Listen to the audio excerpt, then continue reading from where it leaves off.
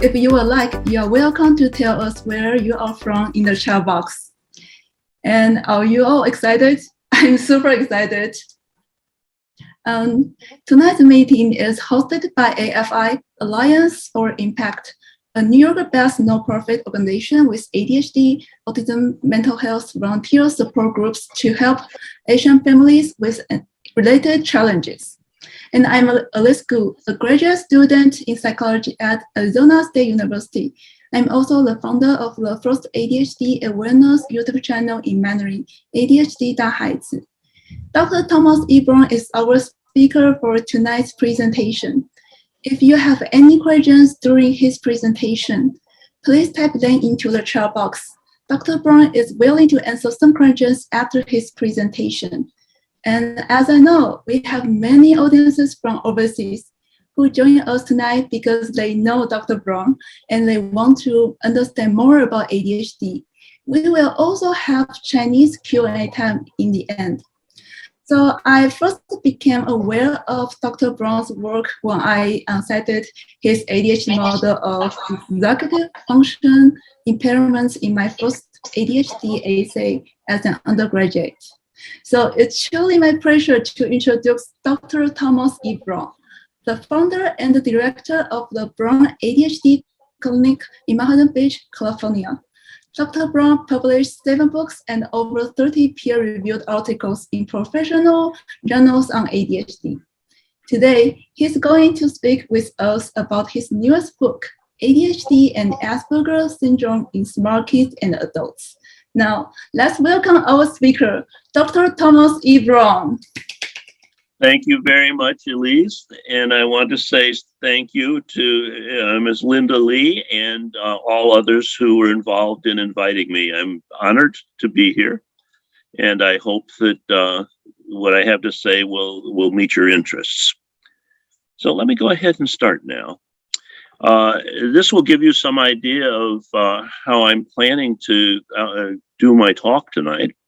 I'd like to begin first by talking about an updated understanding of ADHD and its treatment, because the fact is that there's a lot of misinformation about what ADHD really is. Incidentally, you will hear me sometimes say ADD and sometimes ADHD. Officially, it's supposed to be ADHD now, at least according to the American Psychiatric Association, but the fact is I use the two terms interchangeably. So, it doesn't matter whether I'm saying ADD or ADHD, I mean the same thing. So after talking a little bit about the way I understand ADD or ADHD, I will then talk a little bit briefly about many other kinds of problems that often overlap with ADHD. And then I'd like to move from talking generally about various difficulties that sometimes occur for people who have ADHD. And incidentally, I'm talking about ADHD not just as a problem with children. It's a problem that is often first recognized in childhood, although not always in very young children. But in about 70% of people who have ADHD, there's also something else in the package. It might be depression, it might be anxiety, or in this case of what I'm going to focus on here today, I'll be talking a little bit about Asperger syndrome. And then after I've got this, I just noticed that the numbers are mixed up on my first slide here. We go 1, 2, 3, 5. I don't. The fact is, my fourth point here is that I'm going to be talking a little bit of what can we do about it. So let's go ahead and get started. ADHD has been recognized. It's written, at least in the English medical literature, back in 1902 for the first time. And it initially was thought of simply as a problem with little boys who didn't behave, who couldn't sit still and wouldn't shut up and are driving everybody nuts. And then gradually, as they did more research on it, they began to realize this has something to do with the brain, and they weren't quite sure how it was related to the brain. But the emphasis for many years, for decades, was ADHD is a problem with behavior. And it wasn't until 1980 that the term attention deficit hyperactivity disorder was put in. Before that, it was hyperkinesis and a number of other terms that were basically referring to young children who didn't behave. And what we now know is we've got a different way of thinking about it based on the research which is available, which says to us that ADHD, you can write an equation, that ADHD equals developmental impairment of the brain's self-management system, its executive functions. And that's the model that most of us who are researchers and clinicians are using these days to think about it, recognizing that sometimes it involves just children, but sometimes it's teenagers or adults. And also that it's not always people who have behavior problems. Many people with ADHD don't have any significant behavior problems, but they may have a lot of difficulties with other things, which we'll be talking about shortly. And which brings us to the question of when can you notice whether a person has ADHD or not? And the fact is, there are some children who are recognizable very early in their lives as being different, particularly being kind of hyper and kind of hypersensitive. But it's not always evident in preschool years. My specialty is high IQ people who have ADHD. And the fact is that many of the people who have ADHD who are pretty smart do reasonably well in school. There's some who have behavior problems that make difficulties for them in school, but there are quite a few who are bright and who are able to manage quite well, at least in elementary school, where you have most of the time one teacher. And so the second bullet here is talking about the fact that there are some people who have ADHD, but you don't begin to notice it until they reach junior high and are now, instead of dealing with one teacher all day, they have to move around to 4, 5, 6, or 7 teachers and have different sets of expectations.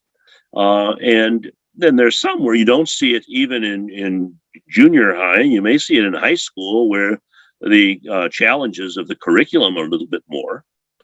But it's also true that there are some children who live in a family where there is so much structure provided by the parents and by the school that you don't see the difficulties until they move out of home to go off to college or university.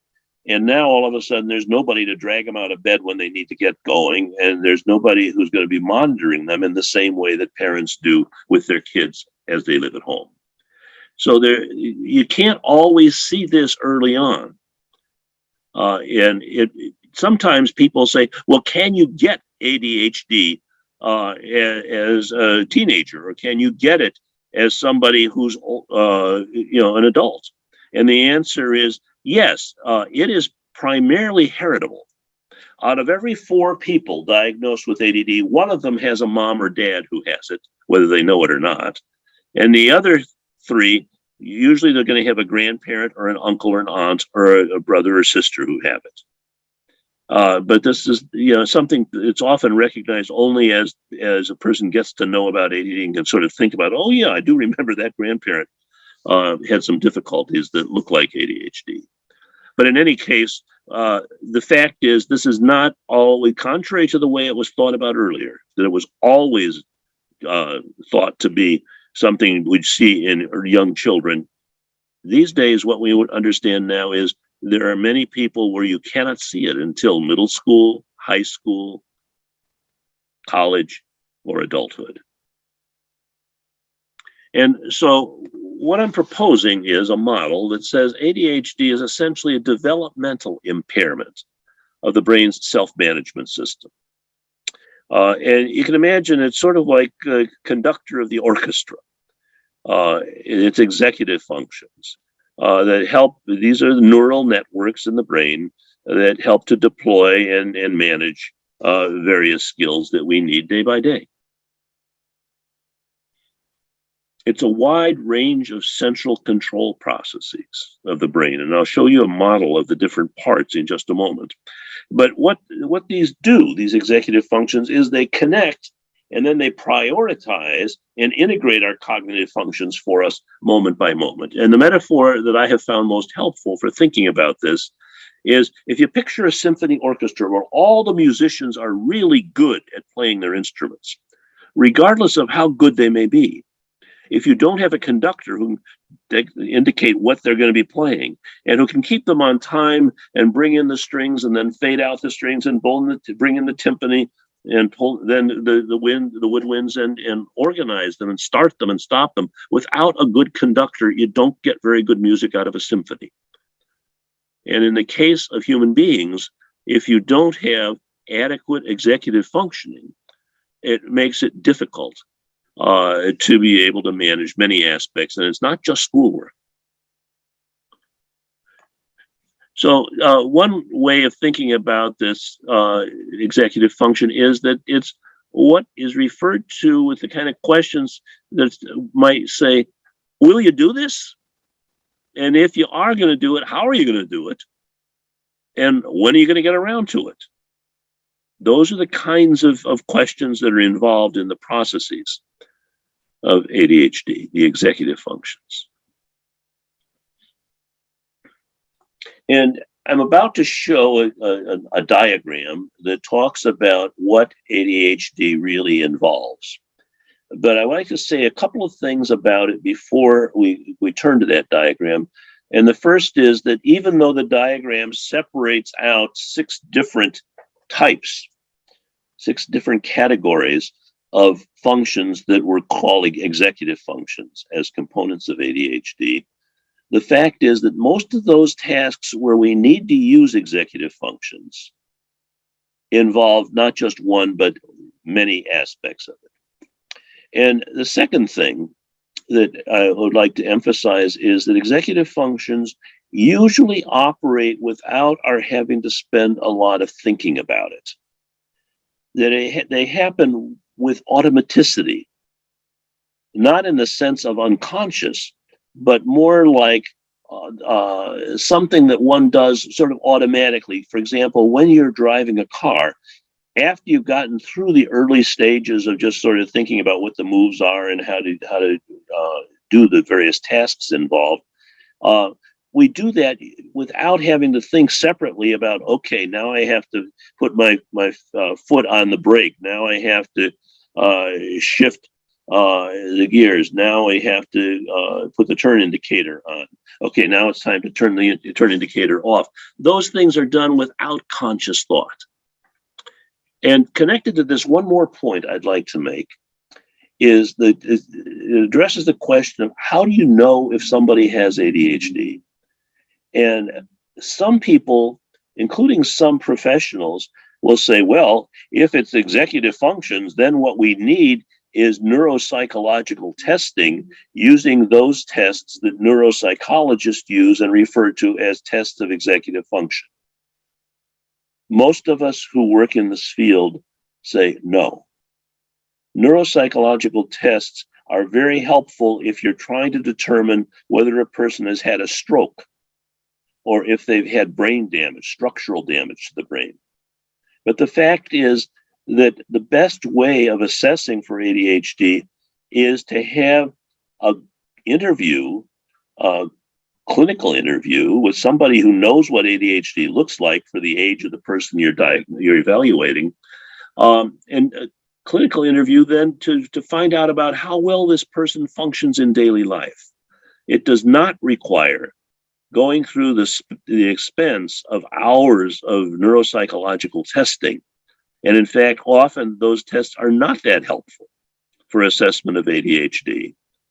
What is needed is a clinical assessment of conversation between the patient and someone who knows them well, like a parent or a partner, a spouse, and talking with the person about how they function day to day in school or in work and in their interactions with other people and in their interactions with their family. Now, before we go to the specifics of it, I'd like to mention two other things. One is that all of the characteristics that I'm going to be speaking about as characteristics of ADHD are things that everybody has trouble with sometimes. It's just that people with ADD have a lot more trouble with it. So in that sense, this is not an all or nothing thing. Either you have it or you don't have it. It's much more dimensional. You know, for example, when we're talking about being able to focus, you know, everybody I've ever seen who has ADD, I've seen thousands of children, teenagers, and adults with ADHD. Every single one of them has some activities in which they can focus quite well. And I'll talk more about that in just a couple of minutes. But and this goes to the second bullet of this slide, and that is the situational variability of ADHD. And often it's a matter of people will tell you, oh, I can focus very well if it's something I'm really interested in, or if I feel like if I don't take care of this right now, then there's going to be big problems that I do not want to see happen. Because of the situational variability of the symptoms of ADD, it often looks like it's a problem of willpower. You can do it here, why can't you do it there? But the fact is, it's not a problem of willpower. More on that in just a minute. Now, this is the model that I was referring to just a few minutes ago. I've published 7 books now about ADHD and talk about this model in some detail in most of those books. But I'd invite you right now just to look at the bottom line of it. There's a one-word label for each one of these boxes. And if you could think about it, not necessarily as a unitary variable where it's all the same thing, but these are like baskets of related cognitive functions. Activation, getting organized and getting started, figuring out which things you need to do first, second, and third. That's one part of it. Another part of it is focus, but we're not talking here about focus as in zeroing in on something. It's more like focus on your driving. Think what you do when you focus on your driving. You're not just gluing your eyes to the bumper of the car in front of you. You're watching what they're doing, but you're also checking your rear view mirror and your side view mirror. You're also noticing that the stoplight down the street is changing from green to red, and you have to get your foot off the accelerator and move it over toward the brake. And on top of that, there are a few people running across the street trying to catch a bus that's about to pull away. And meanwhile, there's a truck backing out of a driveway, and you got to be careful. And then there's some idiot who's opening his car door right into the lane so that you have to slow down and almost stop in order to avoid taking the car door off and the leg of the person who's trying to get out of the car. You know, that kind of focus, when we speak about focus on your driving, you're looking at some things that you have to ignore in order to be able to keep in mind what you need to do. You look at some things you have to remember and go back and sort of check what the truck is doing now and if the people are clear out of your way. You need to look at the mirror, but not just glue your eyes to the mirror. You also have to be looking at what's going on in front. It's that kind of integrated focusing, sustaining the focus and then shifting focus as you need to in order to do the task.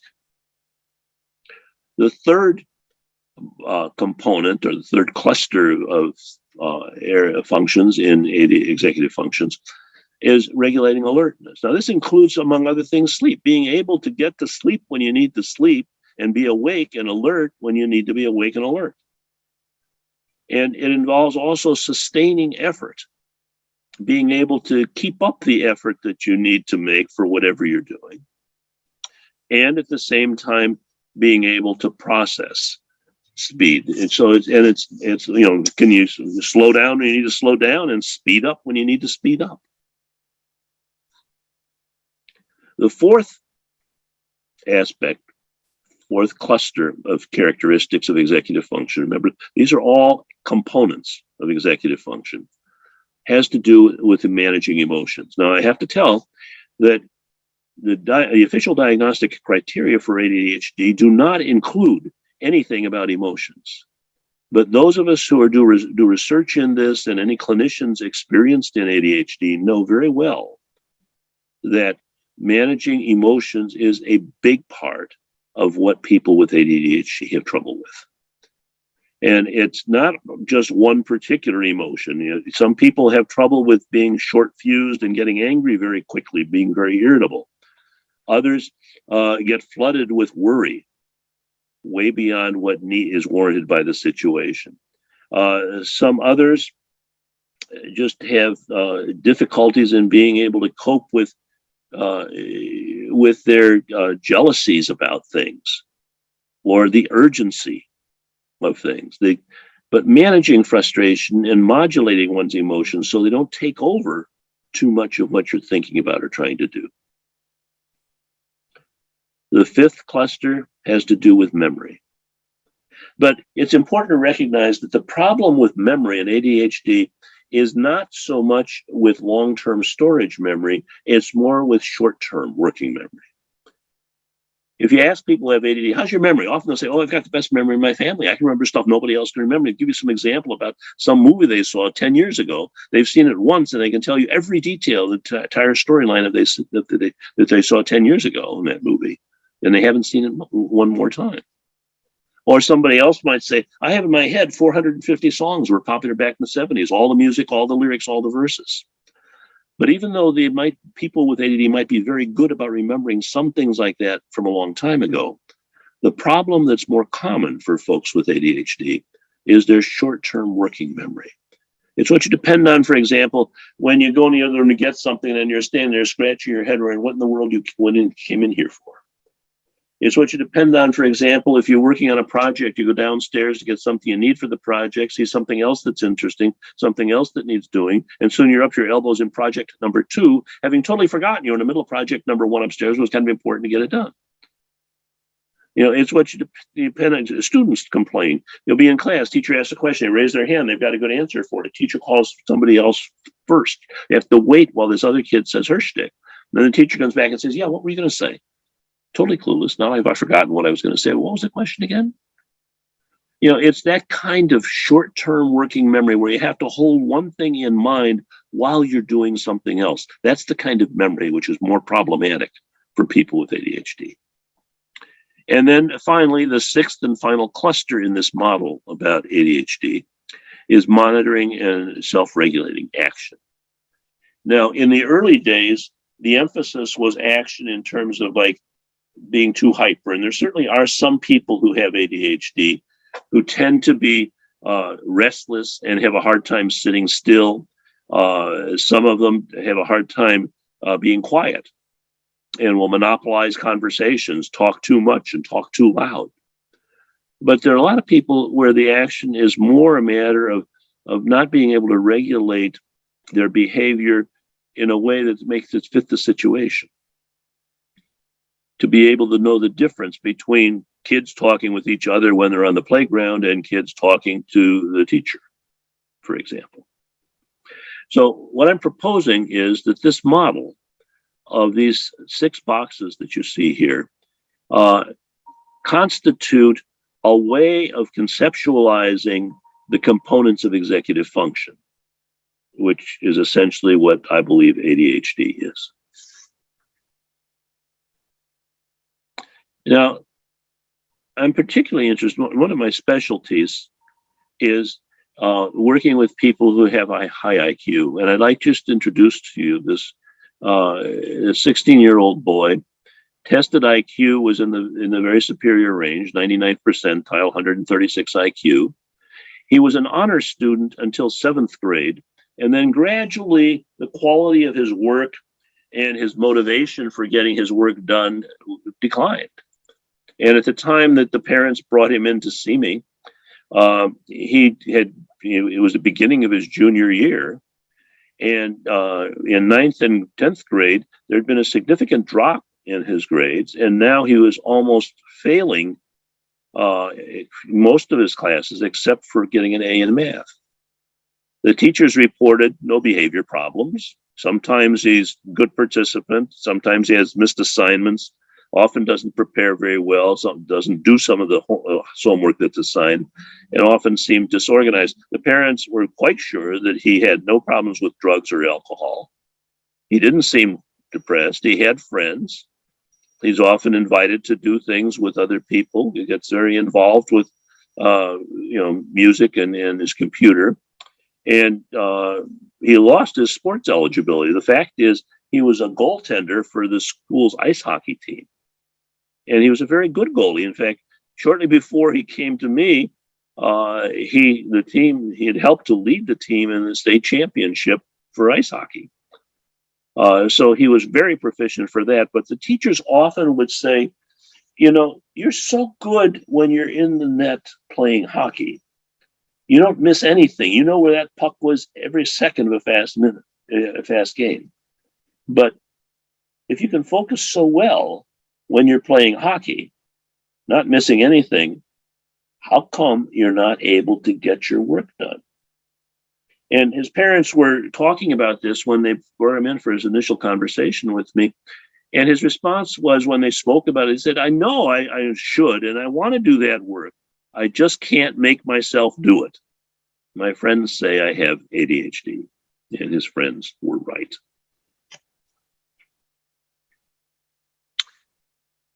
This gets to the situational variability of the symptoms of ADHD.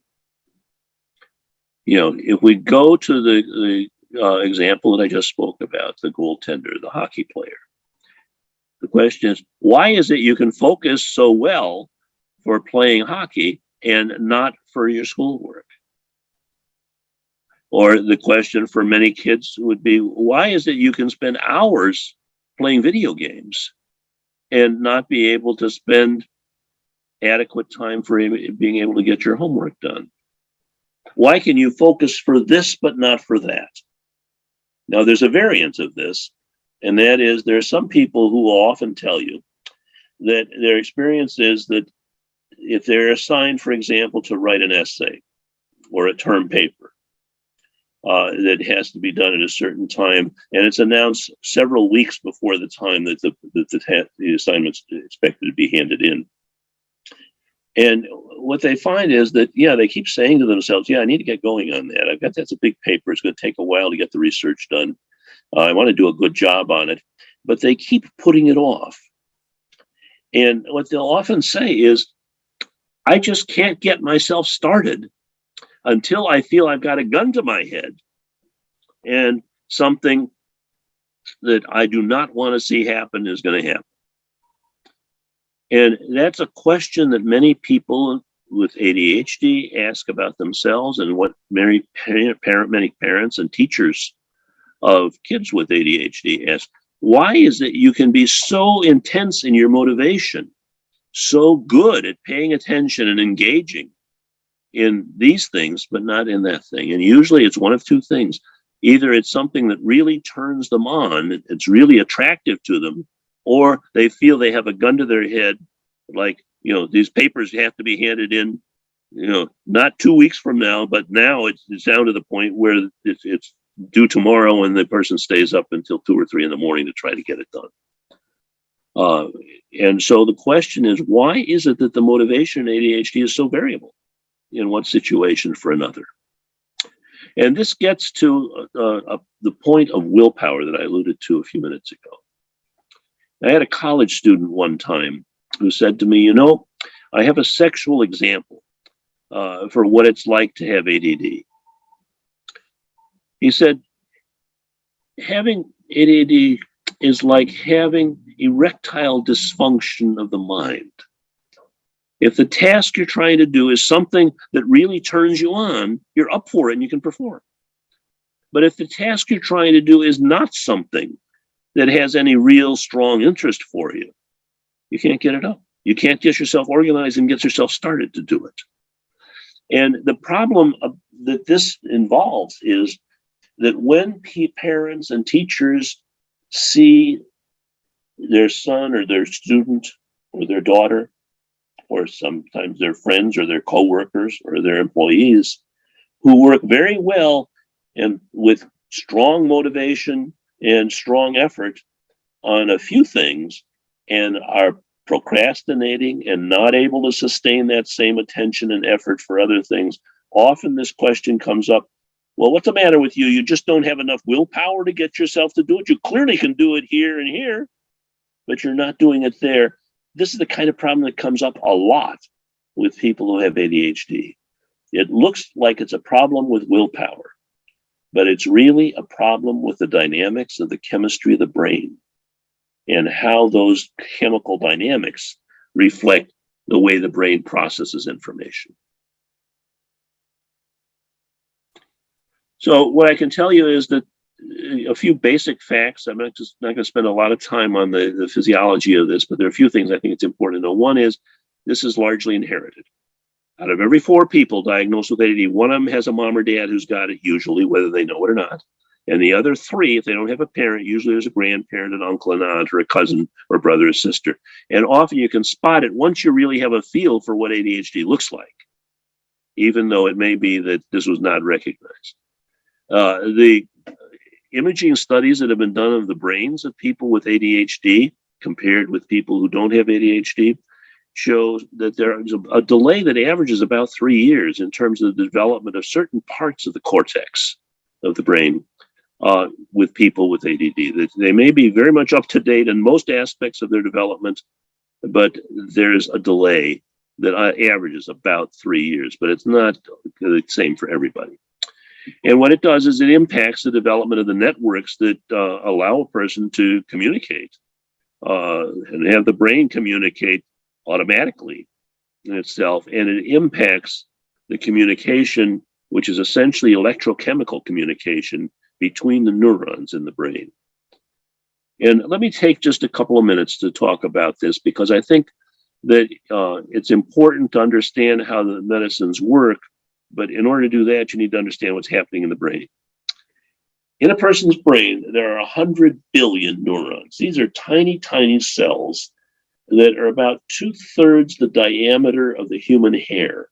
So you can imagine that all jammed up inside the brain.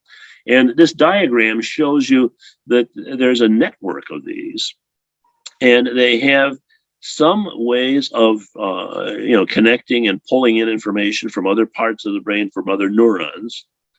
And then the thing that's remarkable about it is, even though they're jammed together in the brain, very close together, the points at which they communicate with one another do not touch each other. And you see at the bottom of the slide here where it's labeled the synapse. You may remember from your biology, you've got all these intertwined neurons. Now I'm looking at a single neuron, and at the point where that one single neuron meets another, and that's called the synapse. And here's how it works. You've got 100 billion neurons. Each one's interacting with at least 1,000 others. Very complex subsystems. They keep changing. They have to be able to talk to each other. And that's all carried by low voltage electrical impulses that have to jump across those gaps of the synapse. And they do it so fast, you can have 12 crossings in 1/1000th of a second. It's pretty impressive. And inside the brain, in the neurons, there are more than 50 different chemicals that are continuously made, and those are called neurotransmitter chemicals. Every neuron system uses one of them. And they're stored in little vesicles near the tip of the neuron. We're going to have a picture in a minute where you can see what this looks like, so that when that electrical impulse comes, many dots of that chemical are released, which allows that charge to cross the gap and fire the next neuron and then reload in fractions of a second. Here's what it looks like in diagram. You see here at the top, just above the synapse, this is the first neuron that we're looking at. And those little bubbles represent the vesicles within which the neurotransmitter chemical, in this case dopamine, is manufactured. And then these green objects at the bottom, this is the other, the next neuron that's communicating with. These are receptors. And so what happens is the electrical message comes through. This is a low voltage electric impulse. And remember, we're looking at 2 lonely little neurons here, when in fact, these things travel in cascades. So once that charge comes, it causes a release from the vesicles of the transmitter chemical. In this case, it's dopamine. There are others involved. The brain makes more than 55 different kinds.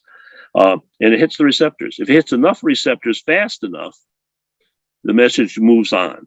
If it doesn't, nothing happens.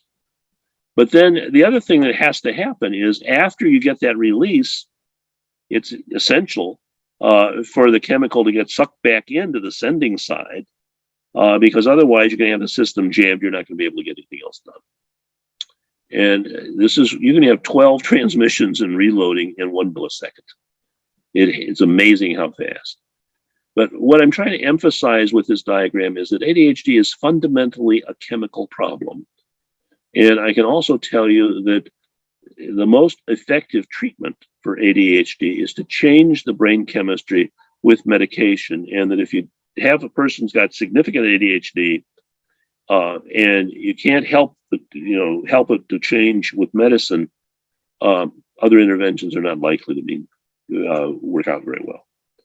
The medications we have for ADHD, there are 2 main types that have been approved by the FDA. And they've been demonstrated safe and effective. But the thing that's important to know is that the dose of medicine that is most effective for a person doesn't go by how old you are or how much you weigh or how severe the symptoms are. It's how sensitive your body is to that particular medicine. And so what that means is that in order to fine-tune the medicine for people who are taking medicine for ADHD, it has to be very carefully monitored to the person's individual bodily sensitivity and also to what their schedule is for the activities where they need it or don't. Now, this diagram is to show in just a little different format what I was talking about with the diagrams you saw.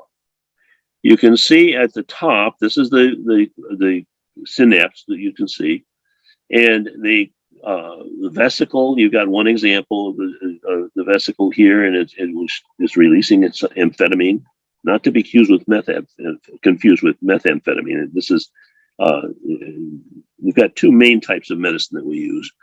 Methylphenidate, the brand name you can recognize would be Ritalin or Focalin, and then the amphetamines, example of that would be Adderall or Vyvanse.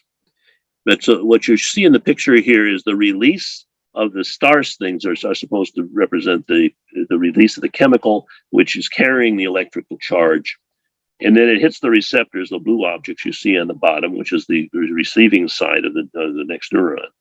And then these objects, which are penetrating the wall, the surface of the synapse there on top, we only see 2 of them because the fact is we don't want to have the whole diagram cluttered, but there are many more than 2 on each neuron.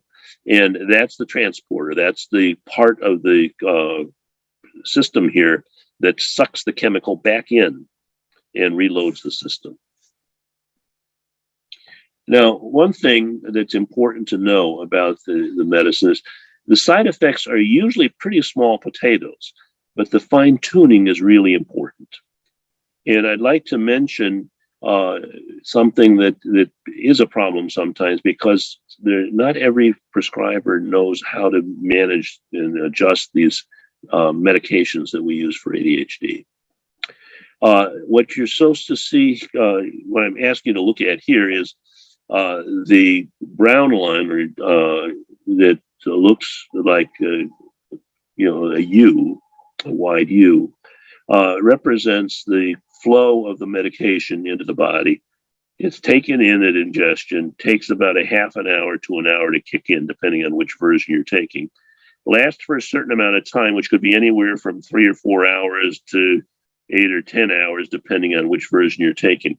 If during that time, when the medicine is supposed to be active, the person is feeling wired, like they've had way too many cups of coffee, or during that time, they're feeling irritable, where every little thing is annoying them way more than it would normally, or if they're too serious, or they're going to lose their sparkle, they don't have their sense of humor, they don't feel much like talking to people. If that's happening, any of those three things is happening during the time when the medicine is supposed to be active, chances are the dose is too high, or it's not the right medicine for that particular person.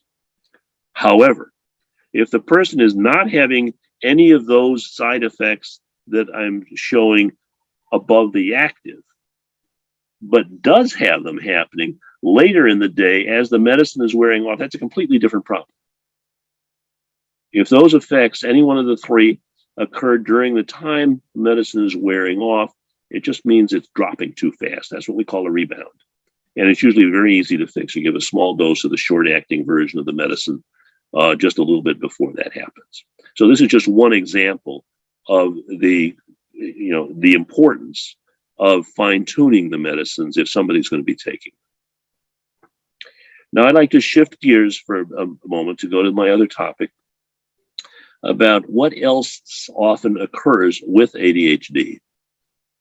And what you see in the list here, the specific learning disorders. For example, there are many people who have ADHD who also are dyslexic. There are others who have no trouble with the reading at all, but they have a lot of trouble mastering math. And there are many people with ADD who don't have any specific learning disorders. Anxiety disorders. In children in the United States, the incidence of having an anxiety disorder is about 5%. In children with ADHD, the incidence of anxiety disorders is about 35%.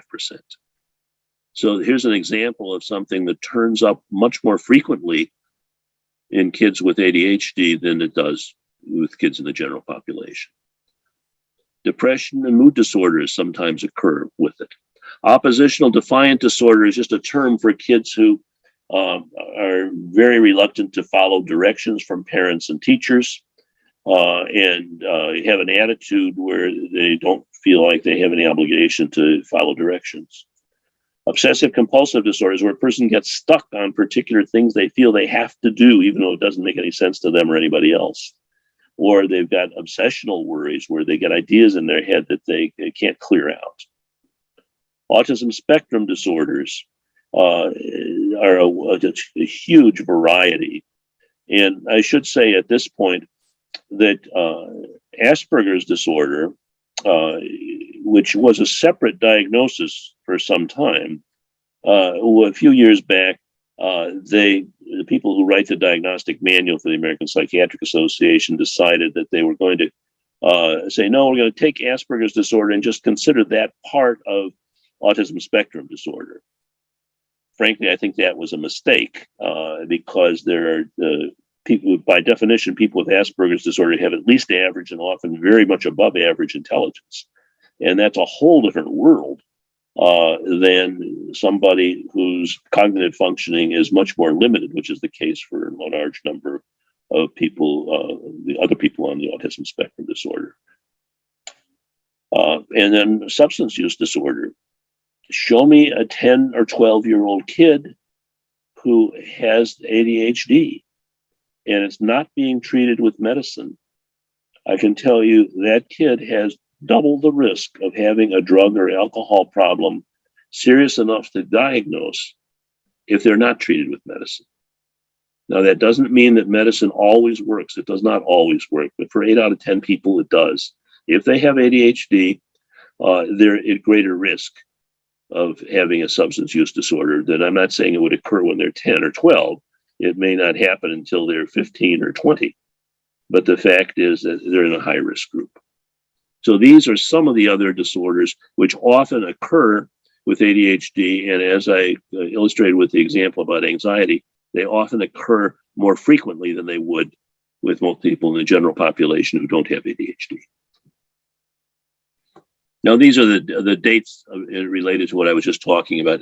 Asperger's syndrome was put in the diagnostic manual in 1994 and used to describe, it was based on work done in Austria by the Dr. Hans Asperger. And he was looking at kids with some autism symptoms, but who all were quite bright with average or many times well above average language and cognitive abilities. In 2013, the diagnostic manual was changed by the people who write it. Incidentally, the World Health Organization made the same change. I think in both cases, I think it was a mistake. They were going to take out Asperger's syndrome as a separate diagnosis and then just subsume it in the autism spectrum with no specific diagnostic criteria for those with average or above average IQ. Some researchers and clinicians, myself included, see that as a major mistake. But that's where the diagnostic manual system is right now. I continue to use the term Asperger's syndrome because I think it's very important to clarify what, that particular aspect of it. Now, what does Asperger's look like? I'm showing you here two characters on TV. Jim Parsons, who was on Big Bang Theory, and Leonard Nimoy, who was on the Enterprise as the Vulcan science officer. Those are sort of stereotypes. But what I'd like to suggest is that when we're looking at somebody with Asperger's, we're dealing with somebody who has some particular areas of difficulty. They might be very bright in many ways. And this list is showing you, this is work from Howard Gardner at Harvard some years ago. And he just said, let me make a list of different kinds of intelligence. There are lots of different kinds of smarts. There's linguistic intelligence, just oral and written communication. Then there's musical intelligence, people who may not be so good with words, but they might be very good at creating and or performing music. There's more logical and math intelligence, which people use for calculating and make logical reasoning. Science and technological intelligence, the sort of thing involved in the computer science and artificial intelligence. Visual spatial, designing and creating art and designs. Bodily kinesthetic intelligence that you see in a gymnast. But the two at the bottom are the ones that are more problematic for those people who we describe as having Asperger's syndrome. One is personal intelligence, being able to be in touch with and understand one's own feelings. And then interpersonal intelligence, being able to sort of get some sense of where other people are coming from. It's those two kinds of intelligence that exist as problems for people who have Asperger's disorder. And of course, aspects of it are very much involved in autism spectrum. But my point of making this slide is to emphasize that people who have Asperger's might be very bright in any one or several of these other kinds of intelligence. However, those personal intelligences, interpersonal intelligence, are very important in terms of making it in the world. There's just a list of a few people who are well known, who have been identified and I believe have accepted that designation as having Asperger's syndrome. But the thing that I think is important to realize is that the age of recognition of Asperger's syndrome is very different for those kids who have lower IQ. And it's much later identification for people who have higher IQ. This is one study that the CDC did. And what they found was that among those people who were diagnosed with autism spectrum, about a third of them had IQs under 70, which is very limited. About a quarter of them had IQs in the low average range. And then the 44% that had IQs from the higher end of low average into the superior range, which is the range we're talking about for Asperger's syndrome, that those people are often not recognized until much later. 85% of the kids with autism spectrum disorder, I'm not talking specifically now about Asperger's, are diagnosed by the time they're 3 years old. but many of the 44% with higher IQ are not recognized until later. And they're a very vulnerable population. But it's important also to understand that not all people with ADD are exactly, and not all people with Asperger's are the same. There's a lot of diversity among those with Asperger's syndrome, both in their strengths and in their difficulties.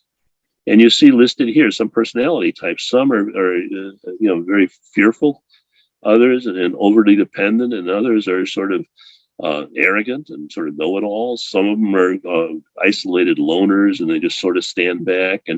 And some are fragile and overreacted. Some of them are very perfectionistic. It's not all one picture. And the other thing that's important to keep in mind, based on what I was just showing you in that previous slide, is that the number of children suffering from Asperger's syndrome is quite a bit bigger than the number of children suffering from classic autism. And yet, the main thrust of most of the research and most of the academic literature and publicity about autism spectrum is about those who are more severely impaired. And they certainly need that help, and there's good reason why a lot of the research has been oriented that way. But there's often not enough attention and not enough awareness in prescribers and educators about Asperger's and how it appears. And often there's delay in the recognition. Higher IQ individuals on the autism spectrum often are not recognized and diagnosed and recognized as having their difficulties, which I'm referring to as Asperger's, until they're adolescents or adults. And yet in the meantime, they're living with the expectation that they and their parents and their teachers have, that you're so smart, you ought to be able to be doing a lot better, like the goal that I was talking about earlier. Simon Baron-Cohen, who has done a lot of work on Asperger's syndrome in the UK, had collected data on what the adults he was seeing who had Asperger's said about what it was like for them when they were kids. And what he found was that there was a tendency for these people to be loners when they were younger. None of these things are true for every single one of them, but they often had difficulty interacting with peers and felt more comfortable talking with adults, often would not get invited to play at classmates' homes or birthday parties. Not so much into pretend play, that they tend to be more focused on building things and reading factual books. And often they'd be really intensely interested in a few specific things, but not very interested in a lot of other things, and often they didn't get their work done. So this is just to describe some of the patterns that are reported by adults identified as having Asperger's syndrome as they thought back about their being kids. And there's a lot of different personality profiles. As I mentioned earlier, this is a duplicate slide. But what I'm reading you here now is just a couple of examples of kids that I've written about in the book, which just recently was published, called ADHD&Asperger syndrome. And this boy was saying, I'm in school, he was 11 years old, I'm in school to work ahead and get to college, where I can be with other people who are very smart like I am and who will share my interest in music and theoretical physics. I don't have many friends at this school. I'm lonely there. The other kids aren't like me. But at least at this new school now, I'm not getting bullied like I was at my last school. I used to be pretty depressed and had some thoughts of suicide, but that's better recently. I still worry a lot, though. Here's another. It's a 12-year-old. Our parents talking now. Our son with ADHD is doing okay in his schoolwork. He gets teased a lot, though, and makes trouble for himself by being too critical of other kids. Despite what we tell him, he can't keep his opinions to himself. He's quick to point out when another kid makes a mistake, not only during classes, but also in practices, in games with his baseball and basketball teams. He's starting middle school in 2 months. We're really concerned about how he's going to get along socially. See, I'm trying to illustrate different types of profiles that you find with kids who are bright and who have Asperger's. This is a girl, and Bella is 16. She says, I've read about Asperger's and I think I've got it. I'm not like any of the other kids in my classes. I think they're pretentious and rude. They think I'm always in another world, and I am. I like to isolate myself and just write stories or songs and play games or my guitar. I used to get good grades, but this year I'm not getting much done. And next year, she said with considerable fear in her voice, there's high school. The transition into the middle, from elementary to middle to high school, is an important one. There's a mother who's saying, my husband and I can't agree on how to deal with our high IQ son who's now in 10th grade.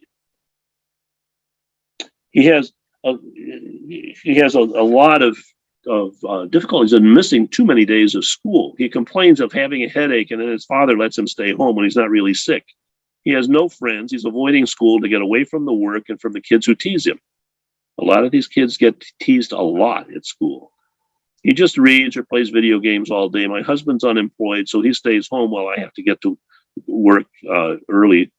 What can I do? Mine is our only income. Here's a grandmother talking, actually pretty proud about her grandson. She said, 2 years ago, my grandson was struggling in middle school. Anytime a teacher pointed out even a minor error in his work or suggested adding more elaboration in a paper, he'd start crying and walk out of the room, unwilling to discuss the matter. He was never a troublemaker, but he was painfully shy and didn't associate much with other kids. With support from his teachers and the medications he's taking, he's now completed his first year of high school with all A's and B's and has made several friends. The response to treatment often is good. Now, when you look at samples of people, all of whom have been identified as in a community sample of having ADHD, the range of the percentages looks like something between 13 and 50%. But if you look at people who have been diagnosed with autism, the specific prevalence of ADHD ranges from 20% up to 80 to 85%, depending on which study you're looking at. The point here is that for those kids who do have ADHD or who have autism spectrum and are bright, ADHD is a very common problem, and it's really important for them to get help. This is a study that was done by some of my colleagues at Harvard. They saw 140 kids, ages 6 to 17, who had been referred to their specialty clinic for autism spectrum. And all of them had IQs that were above 85, so they were above the mid-range. And they were coming in because they'd been diagnosed and evaluated for autism spectrum, and now they wanted to take a look and see if they had ADHD. 76% of those kids who had been recognized as on the autism spectrum also fully met diagnostic criteria for ADHD. And the bottom line here is the one that's concerning, and that is 41% of those kids who had both autism spectrum and ADHD had received no previous treatment for their ADHD. That's potentially a big problem. Now, what can we do? There are a number of different medicines we work with. This is not a talk where I'm going to be trying to get into the details about that, but sometimes we use for ADHD, we've got the stimulants and combination of stimulants and guanfacine or Strattera. For those that are excessively anxious, sometimes you can do with just psychotherapy, but sometimes we need to use for anxiety or OCD or mood problems, medicines like fluoxetine or sertraline. And then for excessive hyperactivity or impulsivity, guanfacine works pretty well. Occasionally we need to use Abilify. But treatment for ADHD, when you got somebody with autism spectrum, the most important thing is to be sure that the family members and the teachers and the patient are educated about ADHD as well as Asperger's syndrome. To provide adequate scaffolding and personal support, especially when they're dealing with new situations. And then use teachable moments to help those with Asperger's syndrome to improve their understanding of social interactions, because that's where the trouble comes in. And then usually it's important to use emphasize fine-tuned medications to alleviate their ADHD symptom if necessary, and also possibly related problems.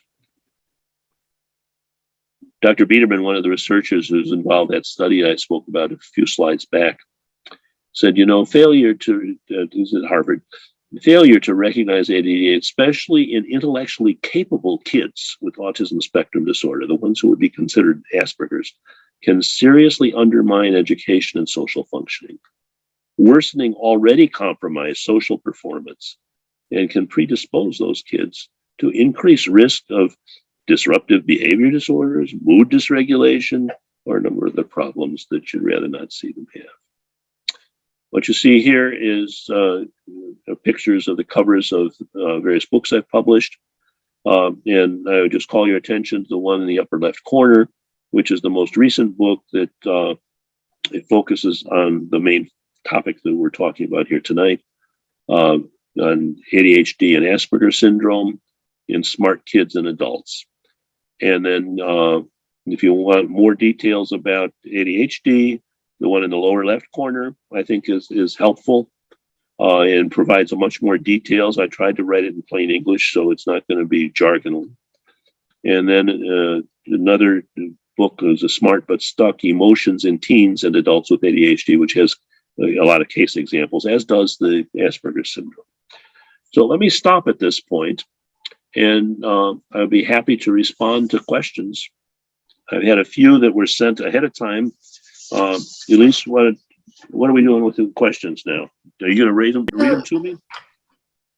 Yeah, or I can just send those questions in the chat box, then everyone can see it. Okay, well, I don't know that I can see my chat box right now, so. Okay, so I will read it for you.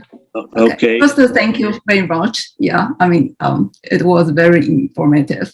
Okay, so the first question is, okay, so.